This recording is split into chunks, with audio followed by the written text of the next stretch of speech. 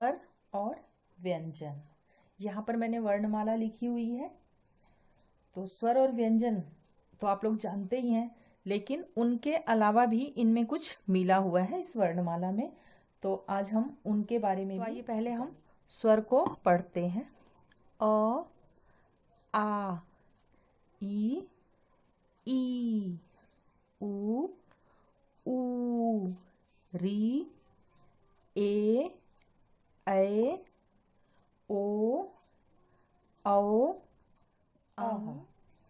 तो बच्चों, स्वर का जब हम उच्चारण करते हैं या स्वर को बोलते हैं तो आपने किया होगा कि हमें किसी और वर्ण की सहायता नहीं लेनी पड़ती है। तो इस प्रकार हम कह सकते हैं कि स्वर के उच्चारण में हमें किसी अन्य वर्ण की सहायता नहीं लेनी पड़ती है। तो आइए देखते हैं कि स्वर कितने होते हैं। इसमें 2, 3, 4, 5, 6, 7, 8, 9, 10, 11, 12 और 13 वर्ण लिखे हुए हैं, जो कि स्वर के साथ लिखे हुए हैं। इनमें से स्वर जो है वो अ से लेके औ तक होते हैं। ये जो दो हैं, अंग और अह,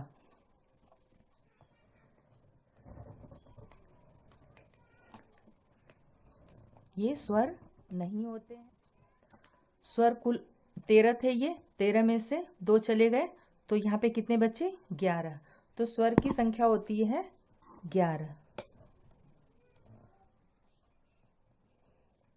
अब देखिए ये जो अंग है, तो अंग बोलने पर अ की भी आवाज आ रही है और न की भी आ रही है। तो ये जो है स्वर भी है इसमें और व्यंजन भी है। अब हम अह को बोलते हैं, अह। तो देखिए अ स्वर है और ह की भी आवाज आ रही है इसमें। तो ये जो है अंग और अह, ये दोनों स्वर न तो माने जाते हैं और न ही व्यंजन। इन्हें अयोगवाह कहते हैं। तो स्वर हो गए हमारे 11 और अयोगवाह 2। अंग और ये देखिए मैंने व्यंजन लिखा हुआ है।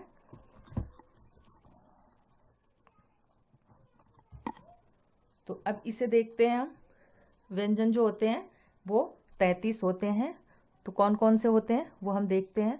1, 2, 3, 4, 5, 6, 7, 8, 9, 10, 13, 14, 15, 16, 17, 18, 19, 20, 21, 22, 23, 26, 27, 28, 29, 30, 31, 32, 33 व्यंजन होते हैं कुल 33।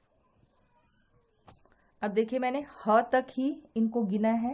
ये जो अक्षय है, त्र है, ज्ञ और स्र, ये व्यंजन के अंतर्गत नहीं आते हैं। लिखे हुए तो रहते ही हैं, लेकिन इनको हम व्यंजन में नहीं गिनते हैं।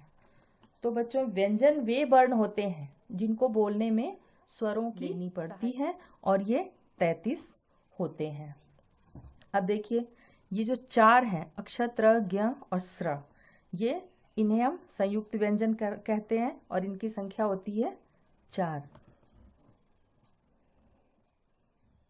अब देखिए 2 वर्ण यहाँ भी लिखे हुए हैं, ड़ और ढ़। तो ड़ जो है वो ड से बना हुआ, पहले ड के नीचे ये बिंदी लगी हुई है, और ढ लिख के और नीचे बिंदी लगी हुई है, तो इसे हम ढ़ बोलते हैं। ये जो है ड का विकसित रूप ड़ है और ढ का विकसित रूप ढ़ है। अब देखिए इनको हम बोलते कैसे हैं। इसे हम ड बोलते हैं और इसे ड़। ये ढ है और ये ढ़। अब देखिए इनका प्रयोग कहाँ करते हैं। ड़ का पेड़, सड़क, और ढ़ जो होता है, इसे देखिए आप, चढ़, बढ़। तो अब हम संयुक्त व्यंजन को समझेंगे कि संयुक्त व्यंजन जो ये हैं वो क्यों संयुक्त कहलाते हैं और वो किन किन व्यंजनों से मिलकर बने होते हैं। तो बच्चों, अब हम संयुक्त जानते हैं कि ये कैसे बनते हैं। जो ये अक्षय वर्ण है, ये क, मूर्धन्य स,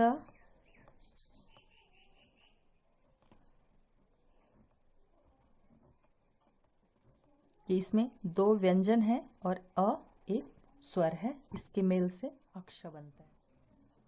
और जो त्र व्यंजन है ये त, र और अ के मेल से बनता है। ज्ञ, ज्ञ बनता है ज,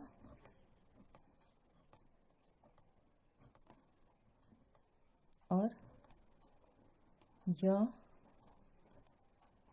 और अ के मेल से। हम ज्ञ का प्रयोग करते हैं ज्ञान या विज्ञान, तो कई बार लोगों को आपने सुना होगा कि वो ऐसे भी बोलते हैं विज्ञान या ज्ञान, तो वो ज और य को मिलके ज्ञ बनता है, इसलिए ऐसा बोलते हैं। ये जो श्र होता है ये तालव्य श,